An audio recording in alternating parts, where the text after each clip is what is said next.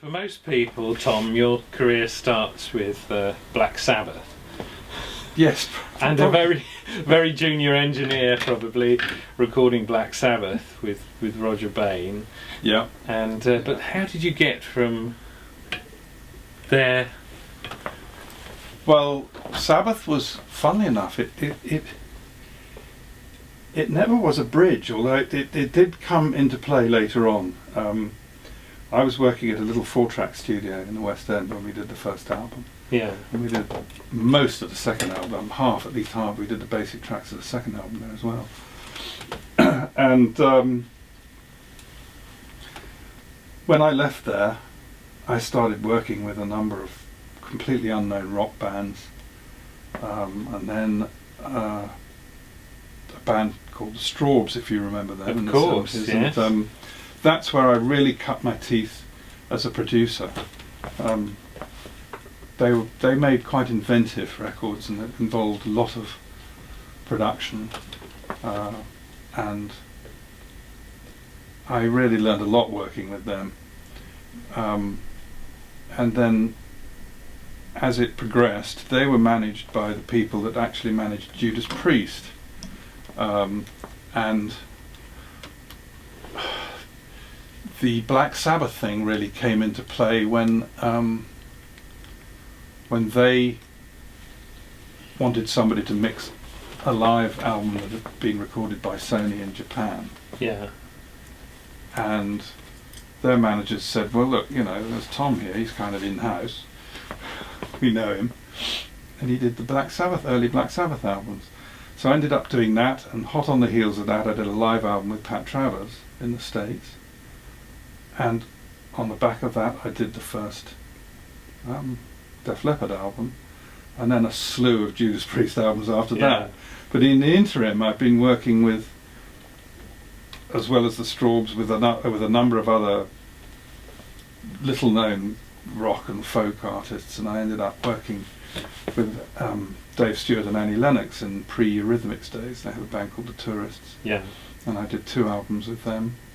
People, your career kind of begins when you, as a young engineer, engineered the Black Sabbath album. Yeah. How did you get to that point?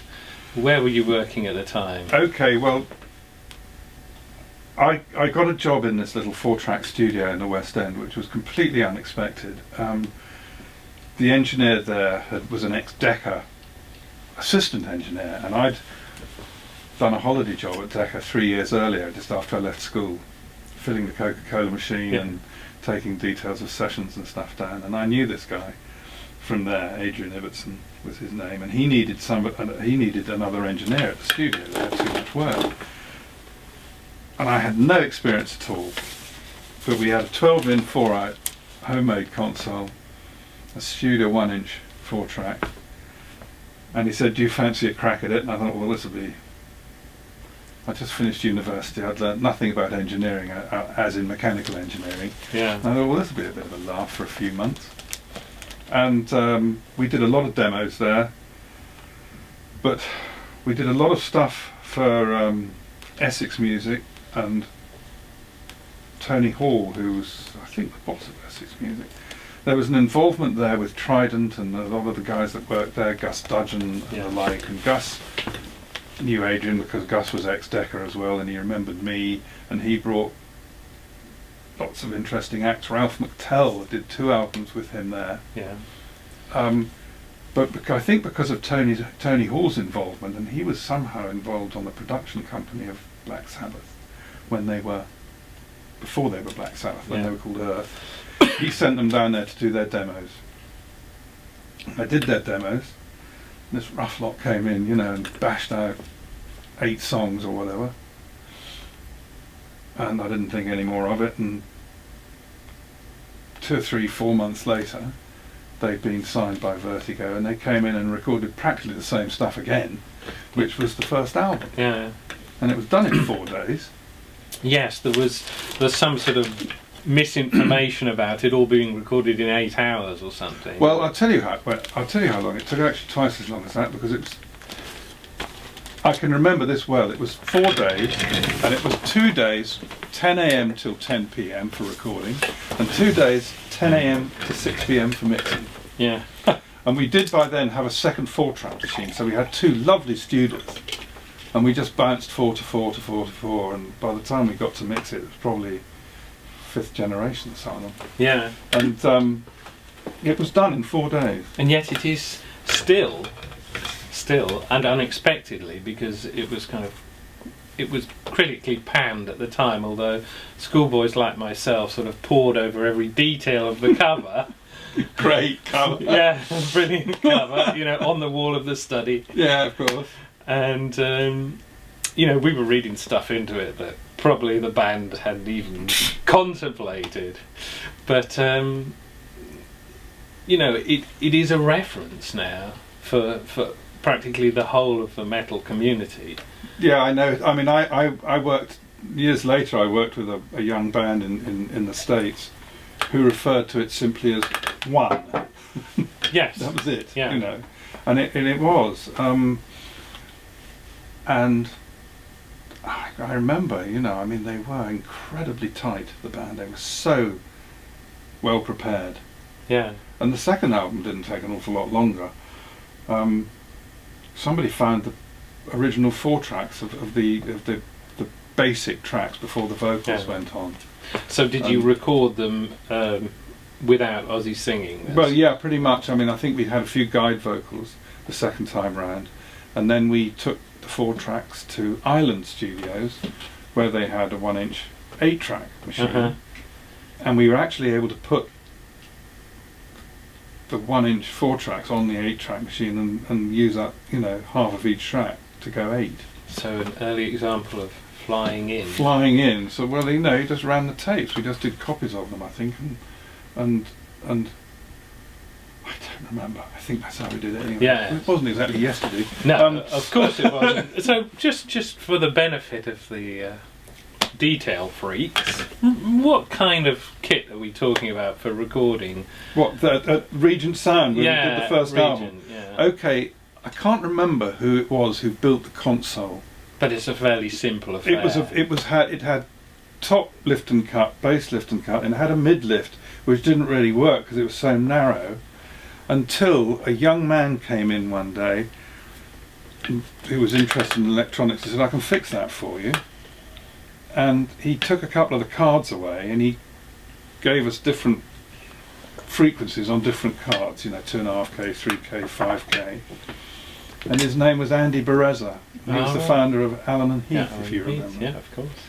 Yeah. So he actually made the console quite a lot better. Yeah. And I suspect that was before I did the Sabbath album.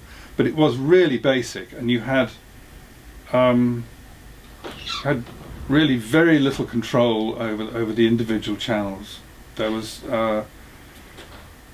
we had 4 tracks, so you had a pan for 1 and 2, and then a switch for 3 and 4, and I suspect possibly two sends, maybe. I think they must have had 2 sends. There's some lovely reverb on there. Well, we had a particularly good sounding EMT plate. It's just, you can still hear it, can't and it was stuck in a vault under the pavement, a damp old vault. Well, I never know how much longer it would have lasted there. It probably would have rusted solid after a few years. And we had a spring echo, can't remember what make. That sounded appalling. I mean, we just used the EMT plate for everything. Yeah. And pre-delays with a tape, whatever.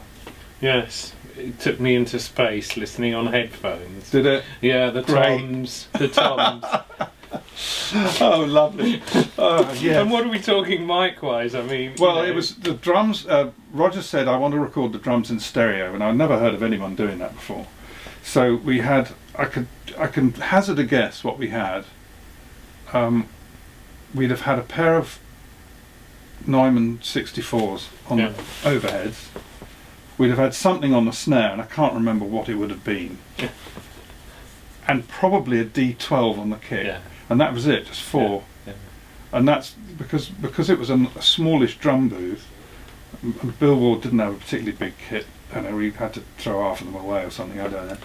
But we got a good stereo drum sound. Yes, this was the headphone experience. Yes, It was quite unique. I mean, that's probably why it's kind of used as a reference by these guys today, because, you know, in retrospect, like you say, everybody just did it on one track.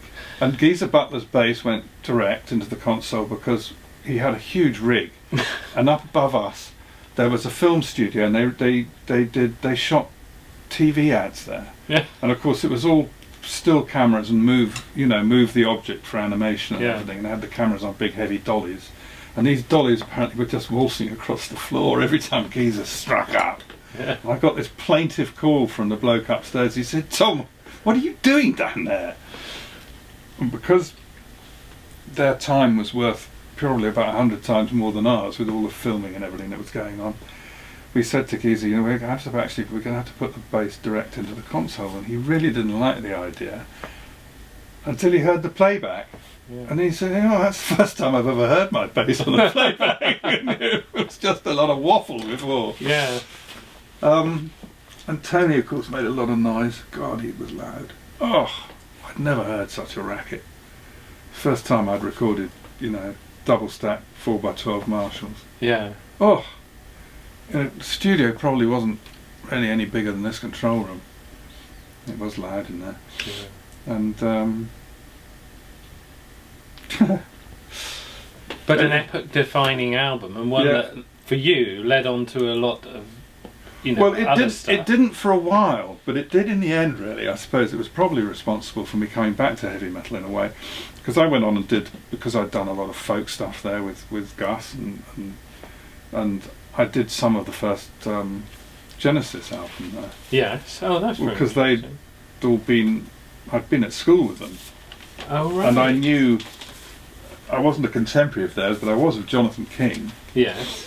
And they had a young engineer who was at school with them, who worked on the album too, who ended up being a cameraman at the BBC, I think. But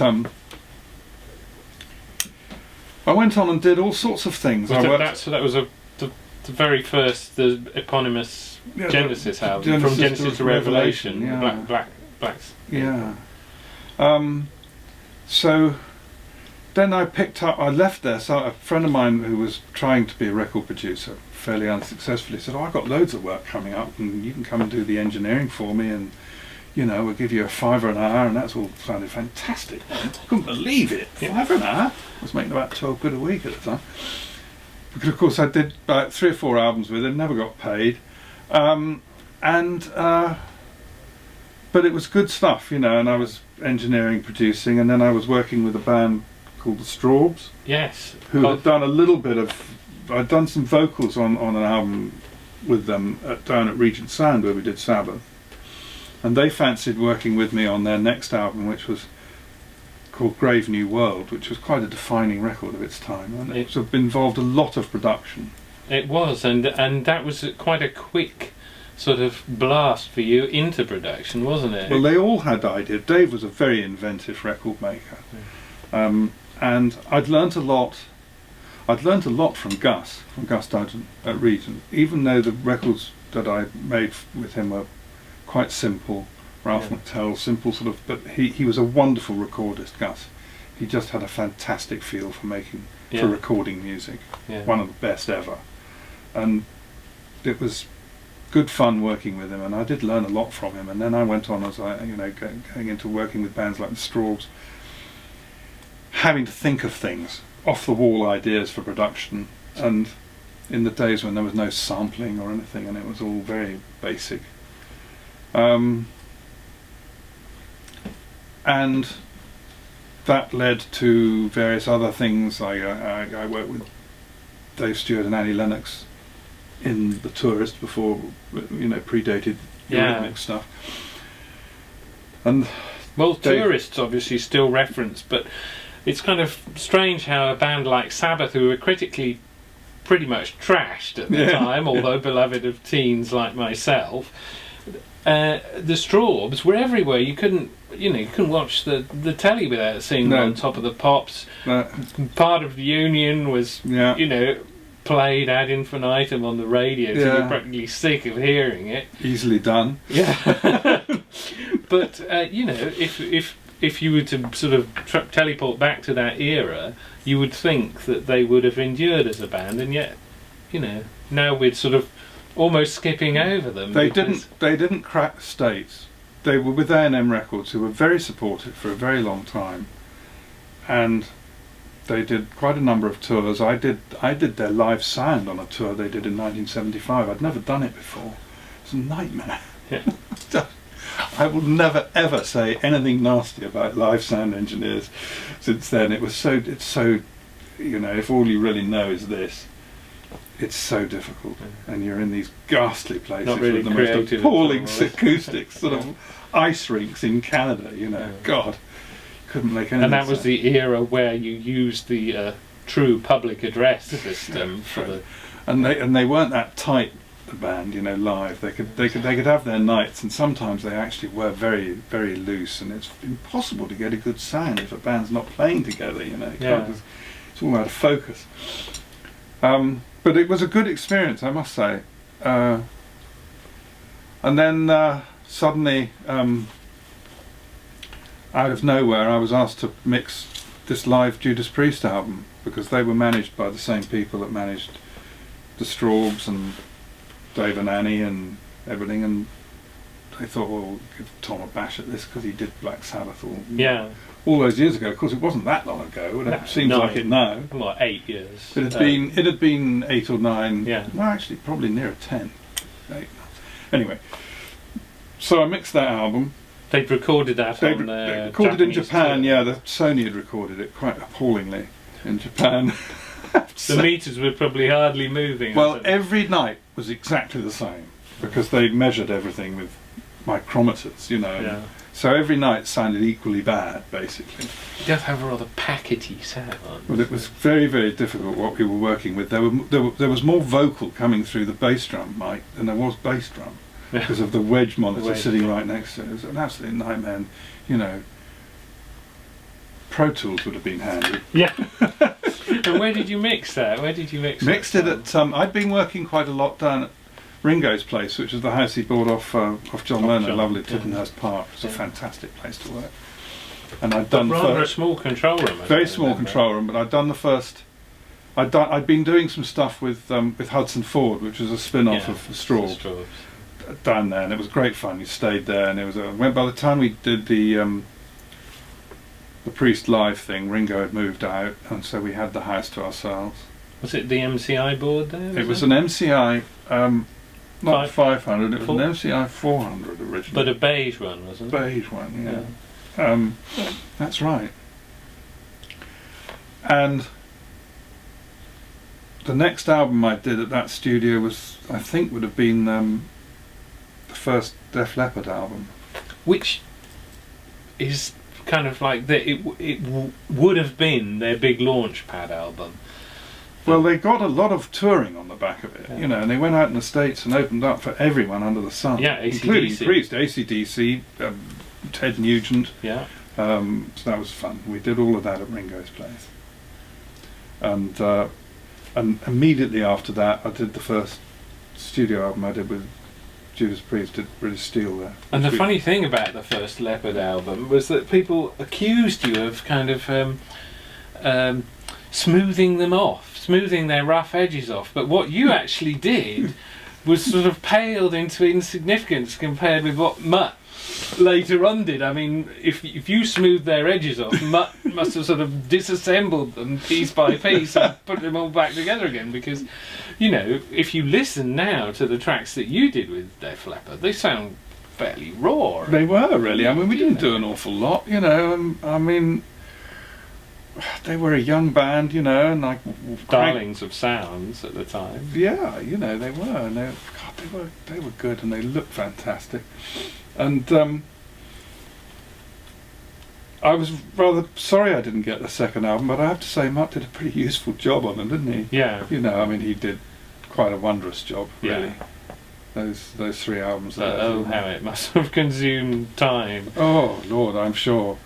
But we made that album in a sort of 2 weeks either side of Christmas. Yeah. And that took me up to the end of January. And then it was Judas Priest again in the same place at Ringo's, and we did the whole thing in the house. We didn't use the studio at all. Because the studio was very small. Very small, and we just set the drums up in the hallway, and one guitar in the billiard room and one in what used to be the white room, which wasn't anymore. And we did it in the month of February. Yeah. Month of February 1980. And if sort of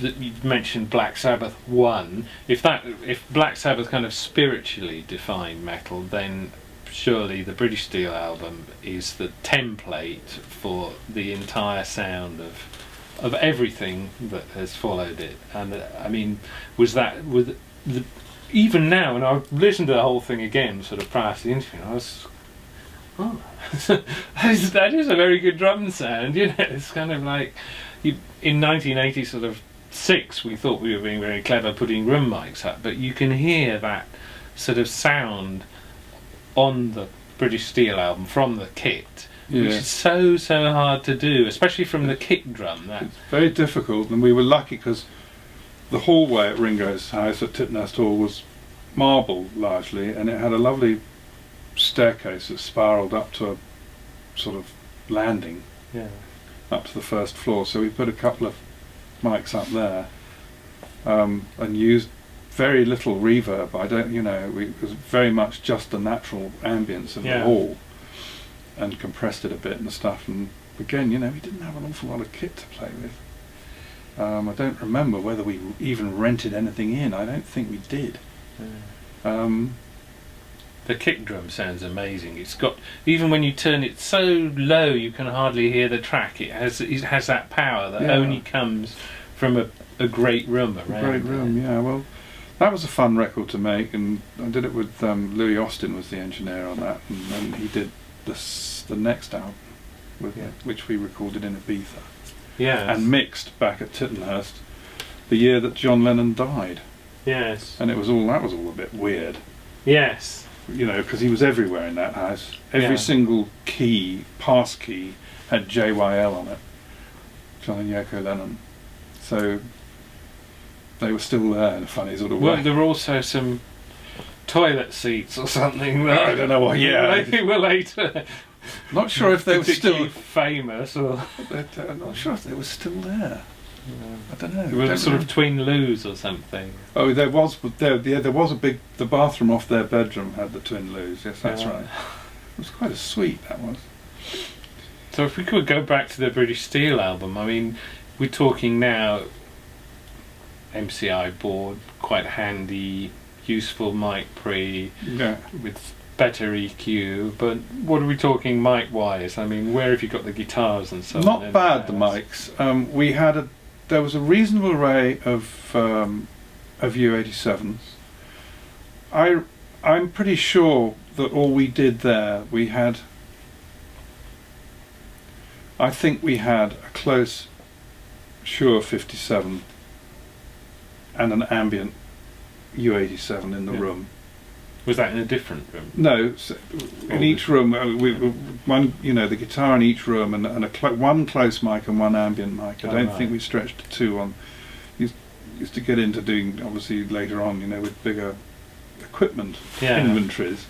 So it was. I'm pretty sure it was just one close and one far, and I think we had enough U87s to put a couple of them up above the kit in the hall. No, it was quite well equipped as a studio because there was enough cash to have done it. Yeah. And Lennon built the studio. Yeah. But I think the MCI console came in after he sold it to Ringo. Then we had a nice Studer A80 24 track. Yeah. And you mixed it there as well. Mixed it there as well. A couple of Studer quarter inch. I can't remember which model they were. Don't remember what they were called now.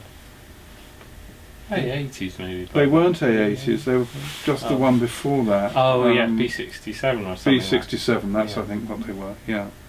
Anyway, quite nicely equipped. Lovely place to work. You know, you got fed. There was a good boozer nearby. You know, it was. But they wrote most of the album in that month as well. It was amazing. It was just one of those ones that clicked. And you know, the mention the album that followed that, Point of Entry, is always sort of brushed under the carpet because the songs on British Steel were just so strong, strong, and that really broke the band in the US as well. It did. It went gold in America. It was the first gold record there, and one of the first real heavy rock bands from the UK to actually, you know, well, since Sabbath. Since it had been at least 10 years, hadn't it? Yes, it had, and. Yeah, as you say, Point of Entry didn't make really very much noise at all, although I have to say personally it's one of my favourites. Yeah, people normally cite Screaming for Vengeance. Well, that's the one that tipped them into platinum. Yeah. Because there was one track on there that got picked up by FM radio in the States and was played to death. Yeah. And you know, that made a big difference to them. Yeah. You've Got Another Thing Coming, wasn't it? You've Got Another Thing Coming, yeah. And that's really also, I think Screaming for Vengeance is the last Priest album where you can really hear Halford singing. You know, he really damaged his voice after that, didn't he? It was a struggle a little bit after that on Defenders. And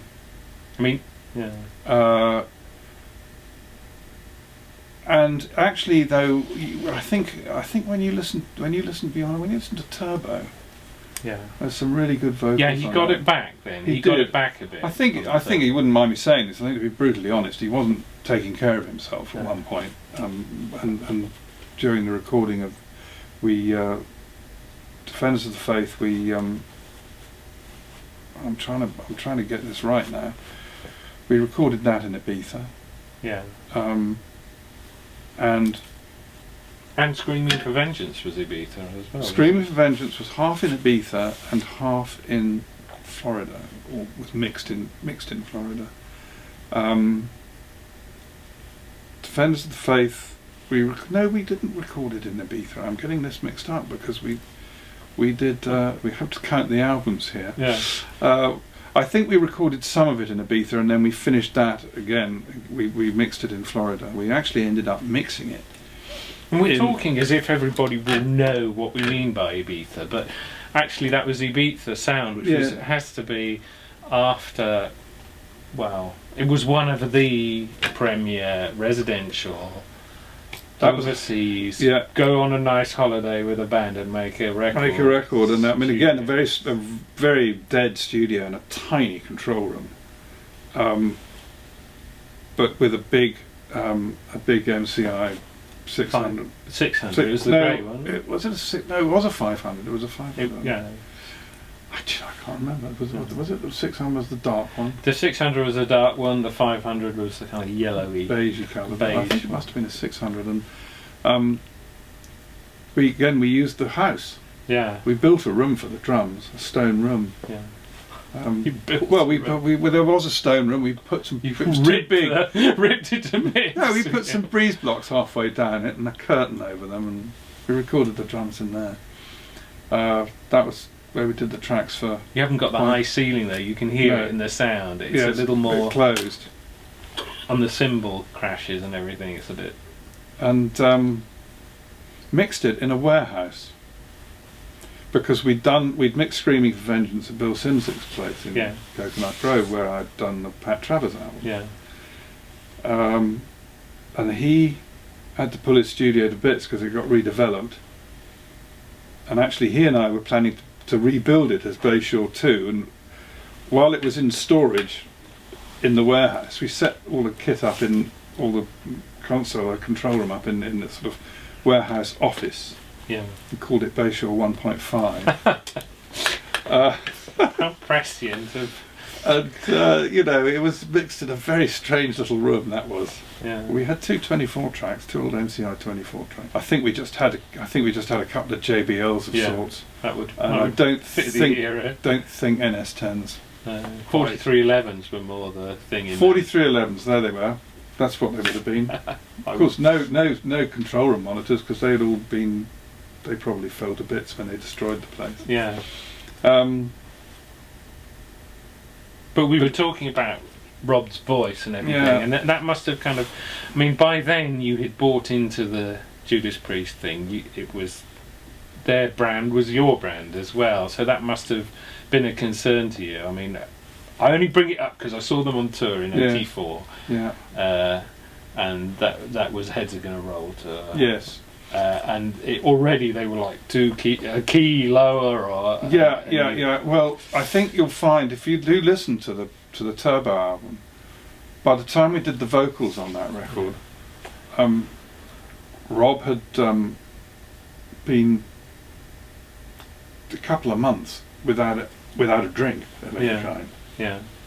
And has never drunk since. I No. mean, you know, he wouldn't be singing at all, I think, if he perhaps got on the way that we all did. I mean, you know, it was the lifestyle. It wasn't not unique to him. It was, No, good but it God, was, no. You know, the hard touring, but it must have been in your mind as a producer, because that's always the thing with a band go away and say, okay, singer. Yeah, right. No, I think Rob had a nasty shock actually in Phoenix. He had a very bad car crash while we were making Turbo, and he actually drove into somebody's house, I think, through the front garden, and I think into their living room near enough. And he was quite badly hurt, and I think it was a defining moment. Yeah. And by the time we did the vocals, it was a breeze. It had been a lot easier than recording them on Defenders. I do remember that. Yeah, and Turbo, is it true that it was going to be called Twin Turbo? I've seen that written. It was going to be a double album or something, or is that just bullshit? We had. I wanted to get it right. From Let me get this right, because because we did record quite a. I've got to get this right. There were tracks left over from the Defenders album that we didn't use, and some of them made it onto Turbo. I can't tell you which ones they were. I really can't remember, to be honest with you. Maybe that's where the double album. Maybe at one point there was an intention for it to be a double album. Then maybe we thought actually that's just padding, and I don't remember, to be honest with you. Again, you know, you weren't working with Louis by then, were you? It was we used Louis did British Steel and Point of Entry. Mark Dodson did Defenders, and a guy called Bill Dooley did Turbo. Yeah. Who was an engineer I'd worked with in New York with a Yeah. American band called Kicks, who were an Atlantic act. Oh yeah. And Bill was a house engineer at Atlantic. Did and a couple later the plant as well. and then at the plant, and very sadly not with us anymore, I'm afraid. But a very educated man. A great guy, Bill. Yeah, he was such fun to work with, and I mean, just on a personal note, I hadn't seen him for a really long time, and I saw him in LA in January. Yeah. Thank goodness. Yeah. Because you know he had a massive heart attack in March, and a knowledgeable guy musically, because he was fantastic. He'd been to Berkeley. He was a graduate of Berkeley. No, he was a great guy. Phil was really something else. I mean, he was a very, very, very accomplished engineer. He was hugely good fun to work with, and his intellect came through in his magnificent sense of humour. I mean, it was just wonderful working with him. And by that era, the sort of big samples are appearing. I mean, we were talking about Mutt Lange and Pyromania had come out, and it was that almost disassembled then reassembled sound, but you can kind of hear it by then on Turbo. Just a little bit. There was. Yeah, there's a big sample under the snare. There's oh gosh, yes, yeah. But you know, we were using AMS digital delays for the sampling capability of those. Yeah. Oh yeah, it was all sampled, and the other thing is that that was the first album that we actually made digitally. Yeah. I procured a 3324. All right. I worked with one before. I used one on the Loverboy album that I'd made that immediately preceded the Turbo album up in Canada. And Loverboy, just to take a detour from the British Steel, Loverboy, although perhaps sort of side note to a lot of people now, at the time, I mean, I was working in the States then, they had the sort of seal of approval of the labels, which was so hard to get in those Well, days. they were very popular with CBS because their first 2 albums have been enormous successes, and they'd had great radio hits with both of them. Turn Me Loose and Working for the Weekend and all that stuff. You couldn't flick the radio on without hearing. No, absolutely not. And they didn't really have the material for the 3rd album, and they'd already made the album once, and had not been very pleased with it. But one of the things that had happened is that Mutt Lange had given them a song of his to record, loving every minute of it. Yeah, which was the hit. Which was the hit. I have to say that Mutt Lange's demo, it was a hit, really. I mean, it was fantastic. Yeah. And of course, we ended up smothering it in keyboards and stuff. And it was a difficult album to make, that Loverboy record, because I co-produced it with Paul Dean, who was kind of the leader of the band, and we didn't always agree. You're out there, Paul. It took a very long time. It took 6 months. Them having already spent 3 months on it with somebody else. Yeah.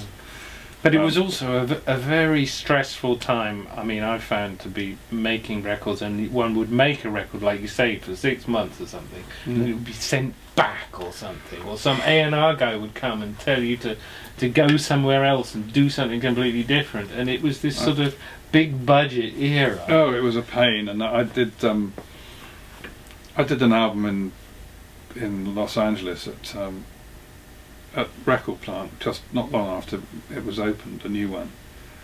And I remember one track, there was somebody at the label who was convinced that he could do a better mix of it. He mixed it with 3 different people.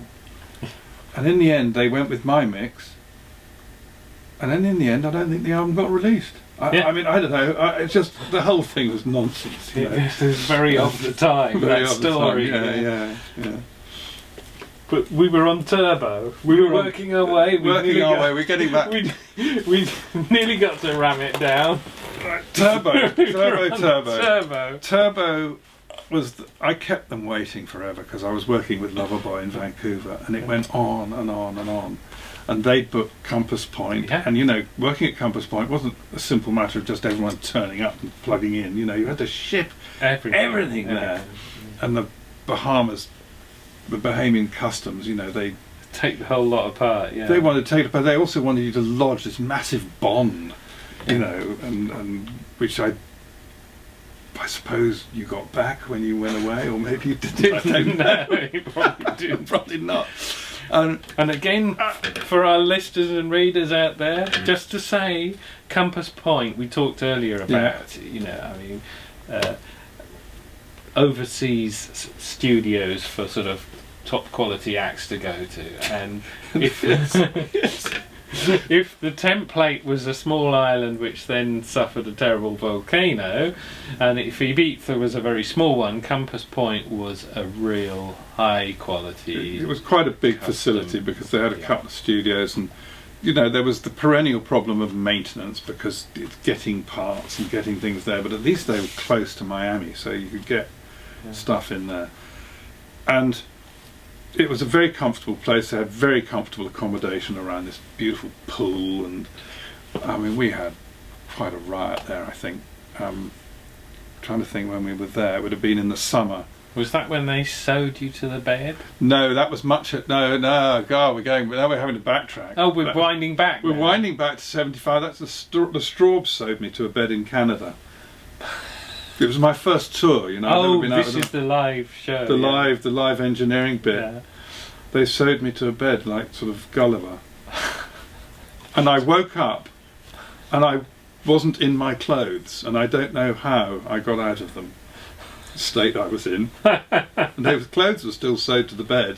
Yeah. And I was in the bed but not in the clothes, so I don't know how that happened. But so Compass Point,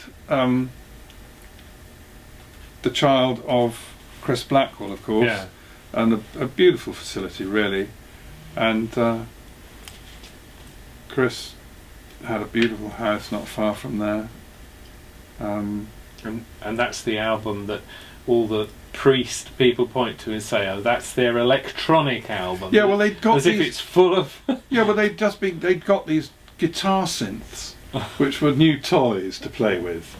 They were completely uncontrollable, these things. I mean, they were like wild animals. But, you know... Again and Glenn got one each. They got one each, and they actually managed to use them live as well, which was quite... I mean, it was quite an achievement to sort of get any control over these things at all. Yeah. And it was I think, probably the first album that we used samples on. In fact, I think one of the tracks we didn't even use drums. I think it was just a programmed drum track. Yeah, it's the kind of sort of title track, isn't it? Turbo. Turbo actually, I think, was played. The one that starts with the sequence. Yes, that's the guitar synth. Oh right. Yeah, it was private property. There were no real drums on. Were you triggering them, or we were triggering them? We just we used a very simple Lin program. And then there was just one more. There was one more for me. Ram It Down. The Ram It Down experience. It was decided to go and work in Denmark at Puck Studio. The studio of the moment. The studio of the moment. And they'd also decided that they didn't want no drummer there. Okay. Yeah. I don't know whether they got wind of what was to come, or anyway, they didn't want. So it happened that the engineer at Puck was an expert synclavier man. Mm-hmm. And Kenny and Glenn had done all the demos, you know, with programming their own drum tracks and everything, and we actually translated those onto the synclavier and ended up with what is probably one of their more sterile albums, I think. Yeah. Some of it sounds pretty big. Yeah. And I mean, some of it sounds really, really good, I think, but it never did it for me, and I don't think it would be one of their favourites either, really. Yeah.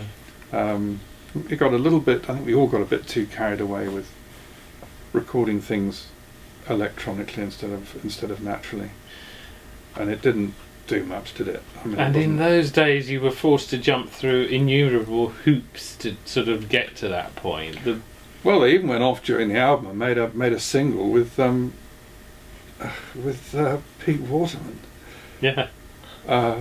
Because that was it, you know, as far as the label were concerned, you've got to do a single, you know, and they were completely blind, really, to what Judas Priest was about and where their success came from. But that does raise an interesting thing, because we talked about the songs on British Steel, and I've always kind of thought you maybe brought this sort of, this is my just thoughts from Strawbs, maybe you brought a bit of a pop sensibility to it, but people now sort of criticise some of the Priest material, saying, oh, they sold out, it wasn't metal.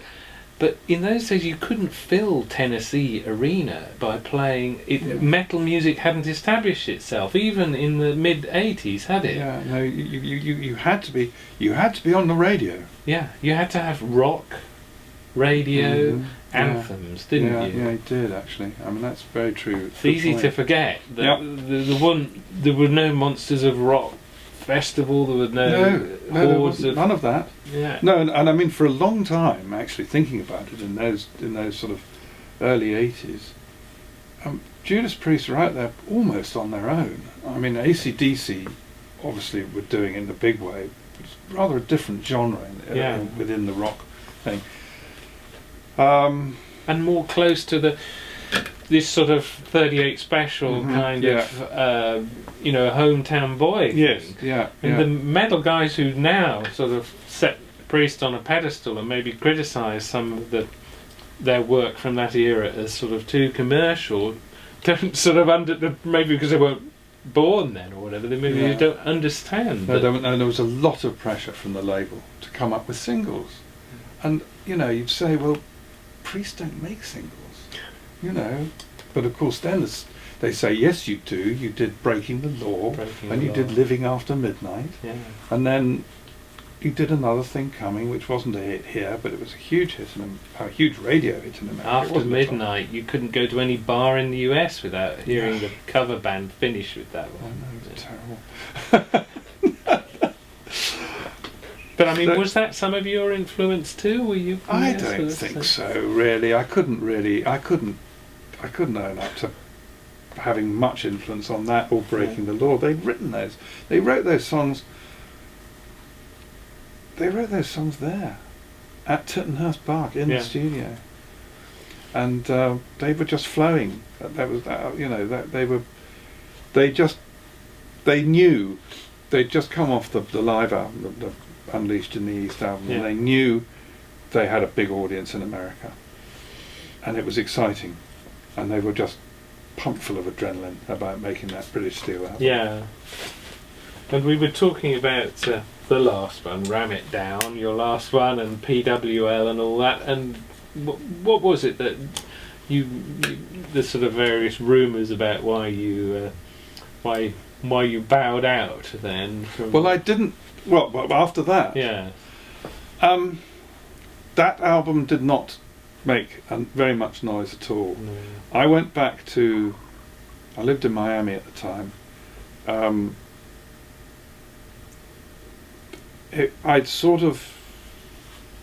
was getting a bit tired, actually. Yeah. I got involved in doing a bit of real estate development there, which was not a terribly good idea as it worked out. Well, it was the 80s. I thought it was at the time. It was the 80s. So. And it came to, and then of course they had they made one more record before they split with Rob Halford. And I think because a mixture of, well, Tom fancies doing something else, and Ram It Down really was nowhere. So they got Chris Tangarides to make the next album, which was Painkiller. Yeah. Which I think pure fans probably liked because it was speedy. Yes, the drums. The drums, yeah, a lot of double bass drums. Double bass drum. But didn't really do a great deal, for the sort of what they were hoping would be a revival. Yeah.